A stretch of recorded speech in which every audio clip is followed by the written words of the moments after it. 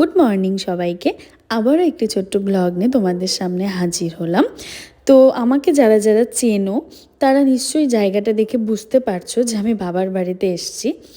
তো সকালবেলা উঠে মাকে বললাম যে চলো মা একটু হেঁটে আসি। তো মা তো শুনে অবাক যে যেই মেয়ে এত ঘুম কাতুরে সেই বলছো সকালবেলা হাঁটতে যেতে। তো ঠিক বললো ঠিক আছে চল। তো দুজন মিলে বেরিয়ে পড়লাম, আর বেরোতে অনেকটা লেট হয়ে গিয়েছিল। তো যখন ফিরছিলাম তখন প্রায় 9:30-10টা বাজে, তখনও এত কুয়াশা, মানে সেদিন এত ঠান্ডা পড়েছিল।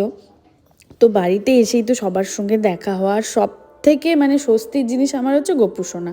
তো সেরকম করে আসা হয় না, মানে থাকা হয় না টাইম নিয়ে আর কি। তো ভাবলাম আজকে যখন থাকবো একটু টাইম নিয়ে এসেছি, তাহলে একটু গোপাল সেবা করে নিই। তো এই তো গোপালের সঙ্গে একটু টাইম স্পেন্ড করার জন্য আমি আর দেরি না করে তাড়াতাড়ি হেঁটে এসে, মানে গরমও লাগছিল খুব, তো হেঁটে এসেই স্নানটা করে নিয়ে চলে গেলাম মন্দিরে। আর মন্দিরে গিয়ে দেখি আমার গোপু সোনা ঘুমাচ্ছে, ঘুম থেকে উঠিয়ে দিয়ে তারপরে তো ওর মানে যেমন করে সেবা করা হয়।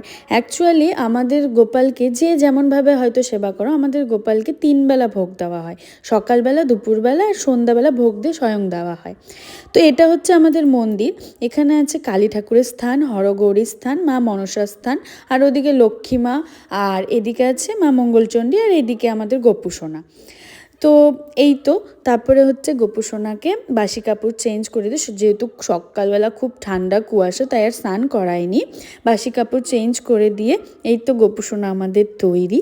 আর সকাল সকাল আমি গোপু সোনার সঙ্গে একটু টাইম স্পেন্ড করে সত্যি আমার খুব ভালো লাগছিল। আর এইভাবেই আমি আমার পুজোটা কমপ্লিট করলাম।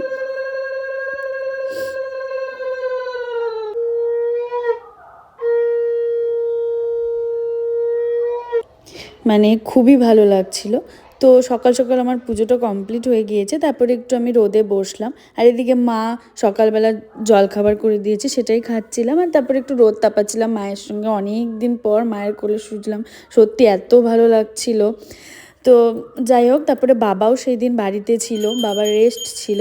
তাই দুপুরে যে বললাম আমাদের 3বার দেওয়া হয় গোপালকে, সকালটা আমি দিয়েছিলাম, দুপুরটা বাবা দিয়ে দিচ্ছিল। আসলে আমরা মানে 5জন বাড়িতে আছি, ঠাম্মা, ভাই, আমি, বাবা, মা, 5জনই আমরা খুব গোপাল ভক্ত। তো সবাই মিলে আমরা একটু বসে বনকুল মাখা আর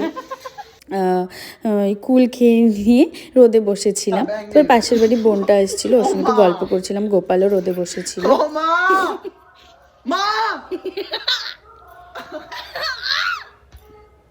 আর এই তো তোমরা তো আগের একটা ভিডিওতে দেখেইছো যে মানে আমরা ভাই বোন না সাববেজি, সত্যি মানে এত মারাপিট করি। আমি যখনই রিলস বানাবো ও ডিস্টার্ব করবে, মানে দূরে থাকলে আবার মায়া হয়, আবার কাছে গেলে সাববেজি।